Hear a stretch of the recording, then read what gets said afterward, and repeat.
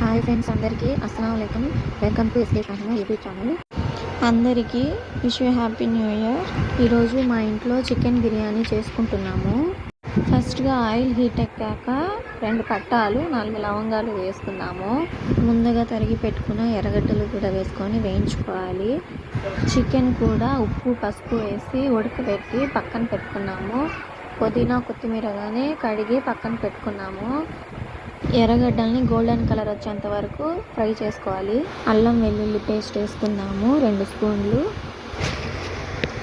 ఈ అల్లం వెల్లుల్లి పేస్ట్ పచ్చివాసన పోయేంత వరకు బాగా ఫ్రై చేసుకోవాలి.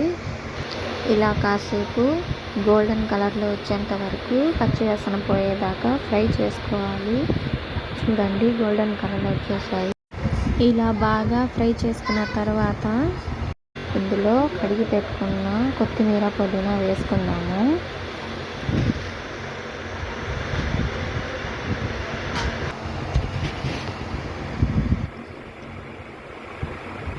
ఇప్పుడు ఇందులోనే టమాటాలు కూడా వేసేద్దాము. వేసి బాగా ఫ్రై చేసుకోవాలి. టమాటాలు బాగా మగ్గాలి. మగ్గడానికి కాస్త ఉప్పు వేసుకున్నాము. బిర్యానీకి తగినంత ఉప్పు వేసేద్దాము. ఇప్పుడు కొంచెం సేపు కలుపుకుందాము. కలుపుకొని ఇందులోనే పసుపు 1 స్పూను, కారం 1 స్పూన్ వేసుకుందాము.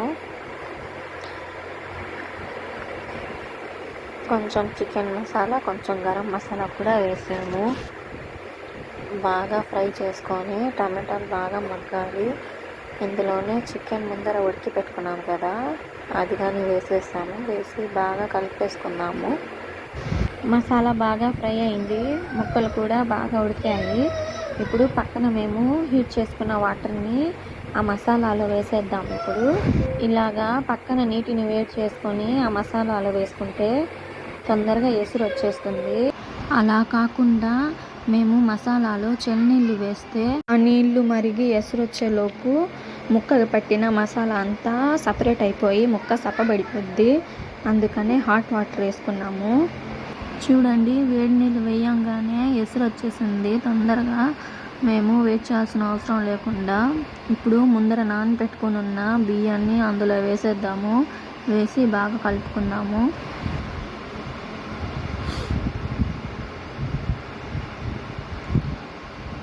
ఇలా బియ్యం అంతా వేసేసి బాగా కలుపుకుందాము. చూడండి, ముక్క మసాలా తగిలి బాగుంది. ఇప్పుడు అదే మేము చల్నీళ్ళు వేస్తే ముక్కకు పట్టిన మసాలా మొత్తం సపరేట్ అయిపోద్ది. ఇలా వేసుకుంటే టేస్ట్గా ఉంటుంది. ఇప్పుడు మూత పెట్టేద్దాము కాసేపు. చూడండి, అన్నము సగం ఉడికిపోయింది.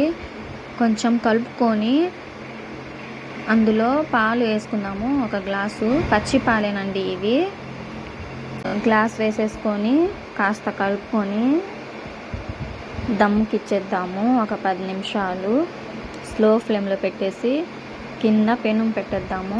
మాడకుండా దబరా ఇలాగా పెనం పెట్టేసి దమ్ముకి ఇచ్చేద్దాం.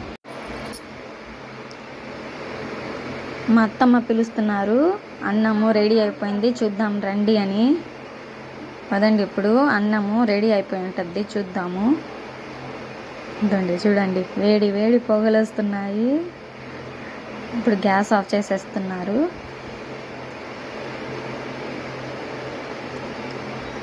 ఇదండి చూడండి, బాగా ఉడికిపోయింది అన్నము. చూడ్డానికి భలే ఉంది కదా పొగలు వస్తూ. ఈ బిర్యానీలోకి ఇది చికెన్ కర్రీ చేసుకొని పెట్టుకున్నాము. ఫస్టే మేము బిర్యానీ చేసే ముందరే రెడీ చేసి పెట్టేసుకున్నాము చికెన్ కర్రీ. ఇప్పుడు ప్లేట్లో వేస్తున్నారు మా అత్తమ్మ. వేడి వేడి పొగలు వస్తూ ఉన్నాయి. తిండి బిర్యానీ చికెన్ కర్రీ రెడీ అయిపోయింది. ఇప్పుడు మా ఆరిఫ్కి అరిటాకులో వేయాలంట అన్నము. అరిటాకు కోసుకొచ్చి మరీ కూర్చున్నాడు. వాళ్ళ నాన్నమ్మ వడ్డిస్తున్నారు. చికెన్ కర్రీ వద్దంట. వాడి కోసమనే మేము కారం తక్కువ చేసాము బిర్యానీ. కారం అంటే తినడు. ఇప్పుడే వండాం కదా అన్నము, వేడిగుంది పాపము, ఊదుకుంటా తింటున్నాడు మా ఆరిఫ్. తను బిర్యానీలో ఉండే చికెన్ మాత్రమే తింటాడు, ఎందుకంటే అది అంత కారం ఉండదు కాబట్టి. కూరలోవి అలాంటివి తినడు. మా వీడియో మీకు నచ్చితే లైక్ చేయండి, సబ్స్క్రైబ్ చేసుకోండి, కామెంట్లో పెట్టండి, ఏమన్నా చేసుకొని తినండి, సూపర్గా ఉంటుంది.